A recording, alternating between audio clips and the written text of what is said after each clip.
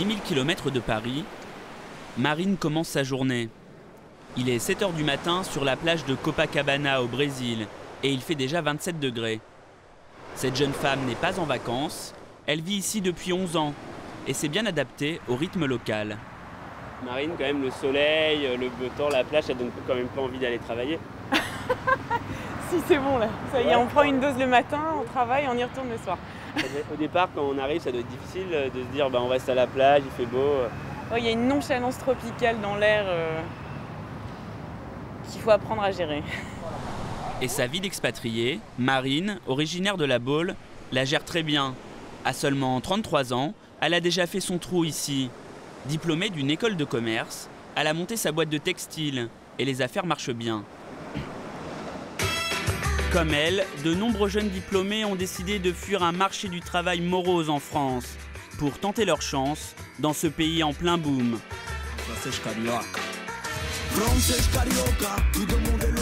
Ils sont 10 000 à avoir atterri ici cette année. Le Brésil, c'est la deuxième destination préférée des jeunes Français qui s'expatrient. Mais est-il si facile de se faire une place au soleil? À Levallois-Perret, dans la banlieue de Paris, un jeune homme se prépare pour la grande aventure. Lucas vient juste de sortir d'une école de commerce. Et plutôt que d'envoyer des CV en France, ce jeune homme de 24 ans a décidé de faire sa valise. Quelques chemises parce que j'y vais pour essayer de trouver un boulot. Pas mal de bouquins parce que j'en ai besoin pour apprendre un peu. Et son point de chute, il ne l'a pas choisi par hasard. Ah oui, ça c'est pour... J'étais hyper intéressé par l'Amérique du Sud et j'ai eu la chance d'y aller il y a 6 mois. J'ai fait un petit voyage tout seul au Chili, au Pérou. Je suis revenu avec l'idée de travailler là-bas. Issu d'une famille modeste, il a été obligé de vendre son scooter car son billet d'avion lui a coûté 900 €. Un aller simple pour Sao Paulo. Le voyage dure 12 heures pour arriver dans la capitale économique du pays. Et c'est là que 70% des jeunes Français débarquent. Ici, aucune plage de sable fin, la mer est à 1 heure de route. Sao Paulo, ça ressemble plus à la Défense qu'à Saint-Tropez. Et les buildings poussent les uns contre les autres. Après son long voyage, Lucas arrive enfin dans cette ville de 20 millions d'habitants, la plus riche d'Amérique du Sud. Il va vivre dans ce quartier, ultra sécurisé car la criminalité est l'un des fléaux du pays. Avant d'entrer chez son ami, il doit franchir 2 grilles, sous le regard de 2 vigiles. En fait là, Sébastien, il avait prévenu que j'arriverais. Ouais. Donc comme je viens de l'appeler, là, il m'a ouvert quoi. Salut. Salut, ça va? Lucas. Sébastien. Merci de m'accueillir chez toi quelques jours. Avec plaisir. Sébastien est un copain de copain qu'il n'avait jamais rencontré. Mais il a accepté d'héberger gratuitement Lucas, le temps qu'il trouve un logement. Ah, t'as fait ton voyage? Bah écoute, Sébastien partage avec 5 autres colocataires cet appartement de 230 mètres carrés. Ouais. Là, bah, comme tu vois, t'as une grande pièce ici. Ce logement très spacieux, avec son immense baie vitrée, fait briller les yeux de Lucas. Ah, quand même assez grand, machin. Ah ouais, c'est grand. Là, comme en fait, c'est une maison d'une famille brésilienne. Une grande cuisine, tout équipée. Standard brésilienne. Voilà, et puis là, encore 2 chambres. Des chambres de plus de 20 mètres carrés. Qui sont aussi grandes. Celle-là, c'est la plus grande. Une première bonne surprise pour notre jeune Français. Je trouve ça super grand. Et du coup, j'espère que je vais trouver une coloc du même genre, quoi. Super bien agencé, les chambres sont grandes, spacieuses. C'est quand même sympa, quoi. Et pour que ce soit encore plus sympa, il a apporté un petit cadeau. Vocês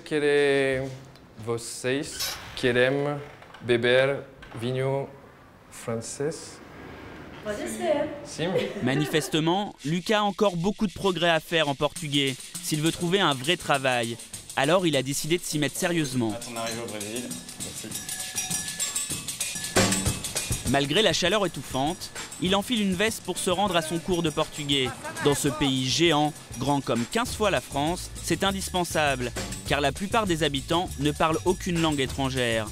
Chaque jour, il va prendre 1 heure de cours à 30 €. C'est sa première leçon dans cet institut de langue. Ah, bonjour. Comment ça va? Alexandrine, Lucas. vous avez fait bon voyage? J'ai fait un super voyage. Ok. C'est Alexandrine, une Française de 35 ans, qui a fondé cette école. Elle est arrivée ici il y a 10 ans et a tout de suite flairé le potentiel de ce pays. Les cours de portugais sont organisés ici. Chez elle, on apprend le portugais au français et le français au brésilien. Parce qu'on est quand même assez nombreux, donc pour vos déjeuners. Elle croule sous les demandes de compatriotes qui rêvent de conquérir ce nouvel Eldorado. Salle de cours. Bonjour. 3 autres Françaises attendent déjà pour suivre leur premier cours de portugais. Bonjour, nous allons commencer notre cours de portugais. Vous avez compris? Vous me comprenez bien quand je parle? Et pour Lucas, l'apprentissage de la langue s'annonce difficile. On va essayer de ne parler que le portugais aujourd'hui. On parle que le portugais, Lucas. Non, on va parler le portugais. Ah ok, oui. D'accord. C'est un cours de portugais. Au bout d'1 heure de cours, il parvient finalement à dire en portugais ce qui l'a poussé à venir au Brésil. Espero que vou começar estágio no Brasil muito rapidamente. Ótimo. Malgré les efforts de Lucas, Angela, la professeure, reste un peu perplexe sur ses chances de trouver rapidement un emploi. Ils ont besoin d'apprendre encore un peu plus le portugais. À part, bien sûr, s'ils veulent travailler dans une entreprise française. Com certeza. Então, obrigada a vocês. Boa semana e até a próxima aula. Une fois la langue maîtrisée, le Brésil peut devenir le pays de tous les possibles. Certains Français ont trouvé ici une réussite éclatante.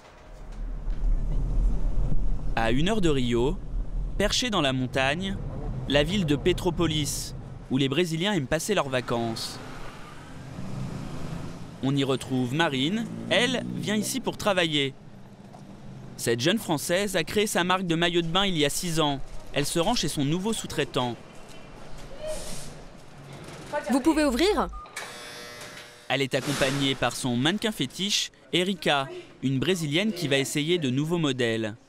Marine a fait un pari osé, lancer une marque de maillot de bain au pays des bikinis. C'est un peu comme si les Brésiliens essayaient de nous vendre de la baguette. Pendant que le mannequin se déshabille, Marine va faire un tour dans les ateliers. C'est la période de chauffe, on approche du carnaval qui marque le pic de l'été au Brésil. Je suis en train de faire une sélection pour le carnaval.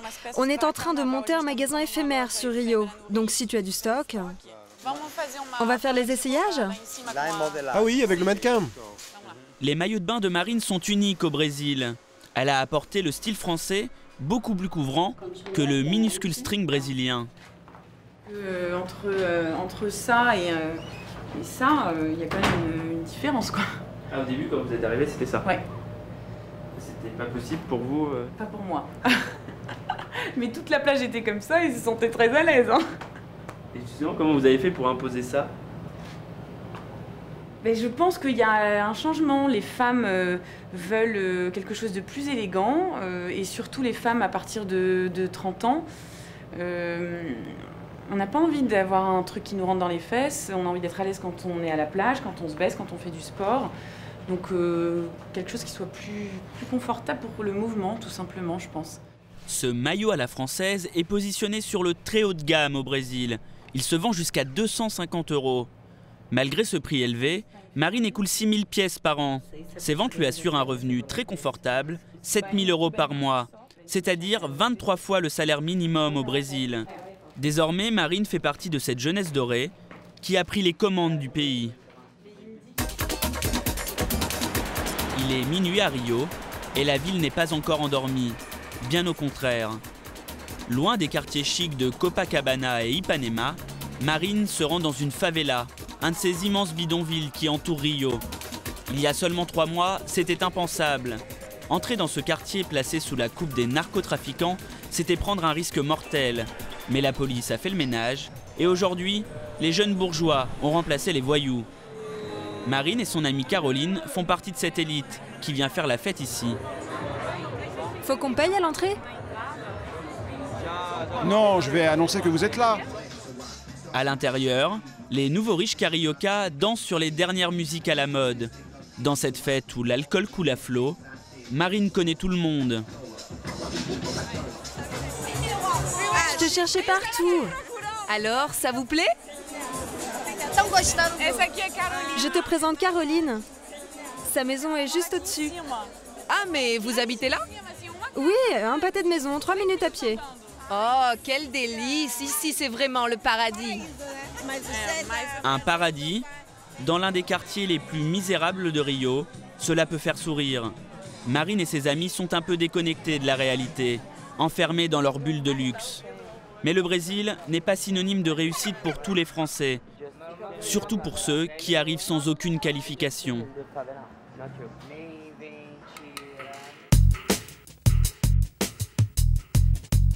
Sur les hauteurs de Rio, à Santa Teresa, le petit Montmartre brésilien, un appartement très luxueux avec une employée de maison. On pourrait croire que Gala a fait fortune comme Marine, mais pas du tout. Elle est juste hébergée provisoirement par un ami, absent pendant quelques semaines. Ah, j'ai rien à me mettre, pas d'habits, je suis dans la merde. Heureusement que j'ai ce lit où je dors si bien. Hein. Elle est arrivée à Rio il y a 7 ans, où elle a épousé un Brésilien.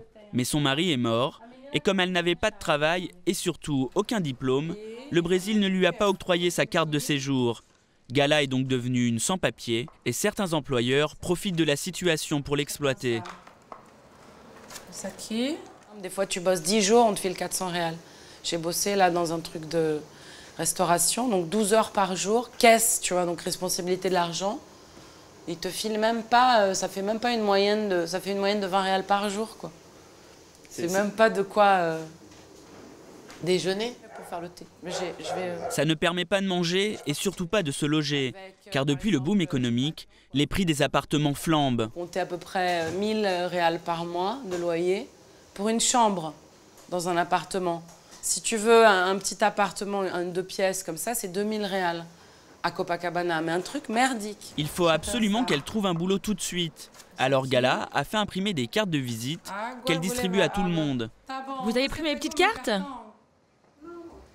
Bon, je vous en laisse quelques-unes, hein, si jamais quelqu'un en veut. Vu que vous connaissez des petits commerçants, je vous en laisse aussi.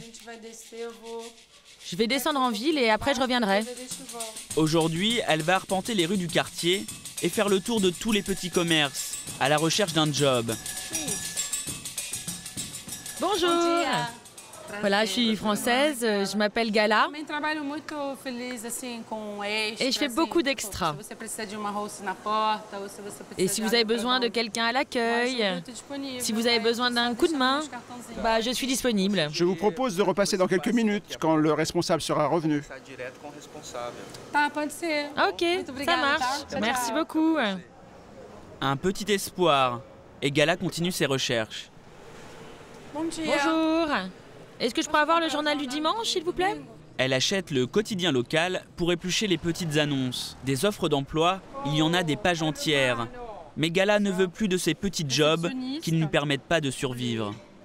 Les salaires. Pour un spa, par exemple, ici, réceptionniste de spa, 800 réals par mois.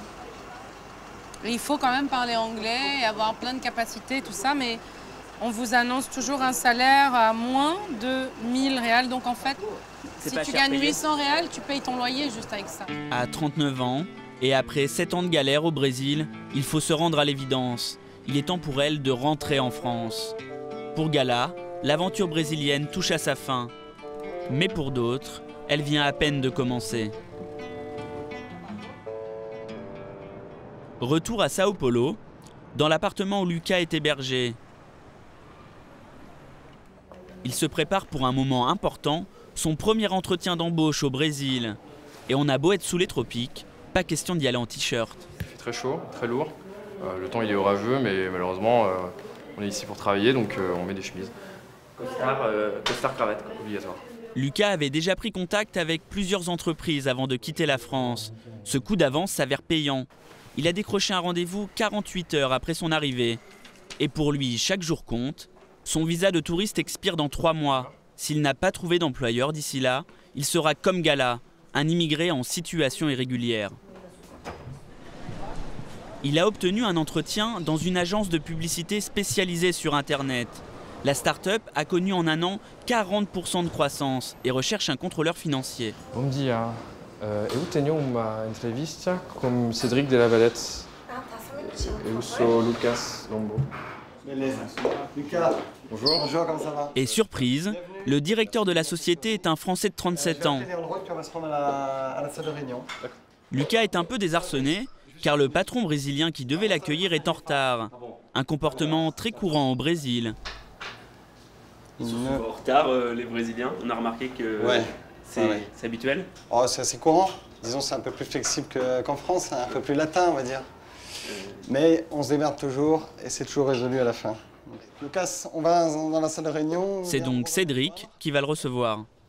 Un entretien avec un Français, cela aurait pu être une chance pour Lucas. Eh bien non.